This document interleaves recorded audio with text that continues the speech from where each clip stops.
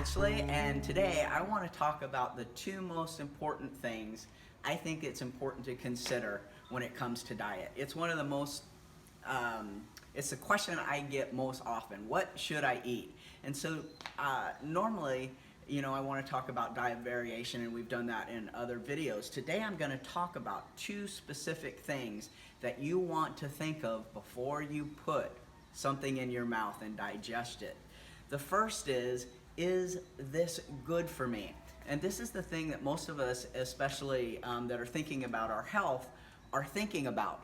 Is this food good? And then we get all these different types of diets. Well, I eat a vegan diet because that food's good for me, or I eat a paleo diet because that food is good for me. So first thing is this food compatible with my system, and is it good for me?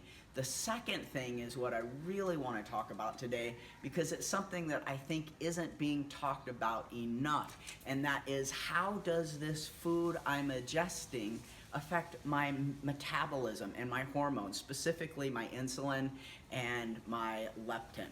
So when we eat food and it turns into sugar to fuel the body releases insulin in order to get that sugar into the cell.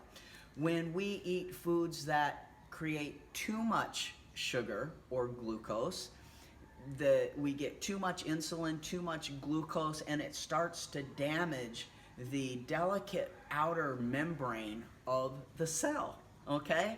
So what does a piece of candy and a yam that you grew in your own garden, and it's organic, and you went out and sang to it every morning, and you harvested in love and prayer and then ingested it, what does a piece of candy and that yam have in common?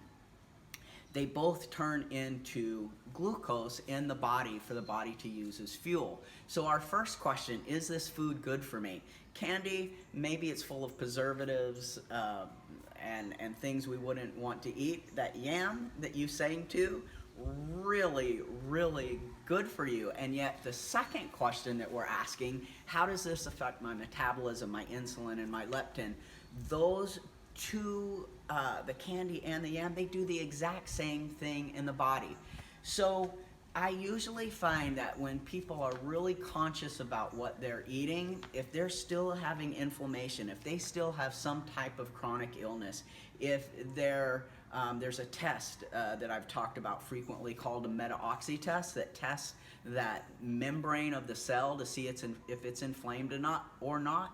So a lot of times people will come in and they either feel good and their cell is inflamed and they wouldn't know it unless they took the test, or they already have something going on, but they have this super clean diet. And it's like, well, what's going on? Usually they're missing that second question.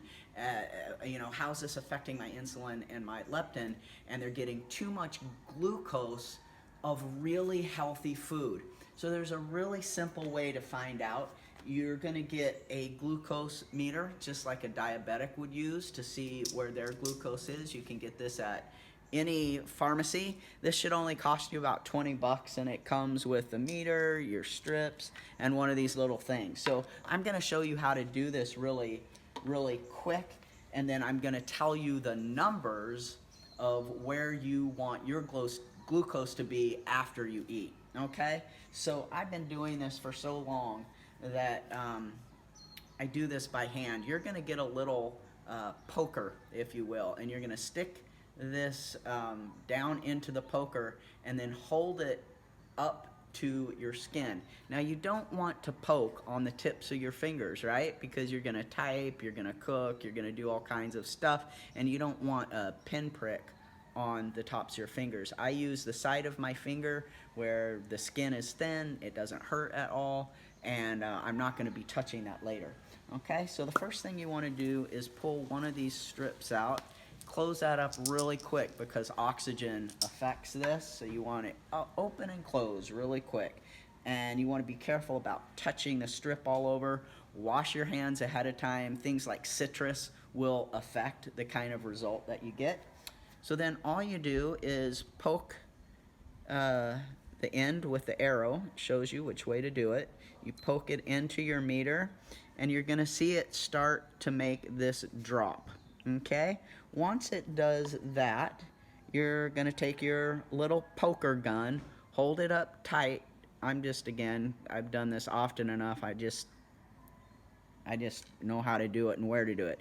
So you're gonna get a drop of blood, and you want it to be about that big, and you're gonna scoop underneath, okay? Don't come flat on this or anything like that. Scoot up underneath so that it goes in. Otherwise, you're gonna get a lot of errors. And then you're gonna get a number. Mine is 97. So this is different after a meal than it is during a fasting glucose, right? That's usually what your doctor is ordering for you.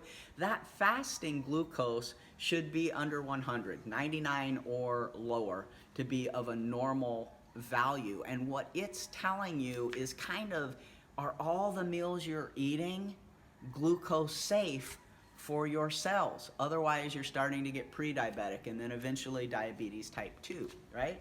Well, we're not just concerned with diabetes type 2, we're concerned with that inflammatory effect on the cell from glucose. And so we're going to measure after our meals, because if you get your meals dialed in, that's what's creating your fasting blood glucose.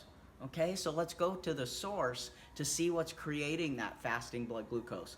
So 45 minutes after a meal, you're gonna do this little procedure that I showed you, and you want your reading to be 120 or under, okay?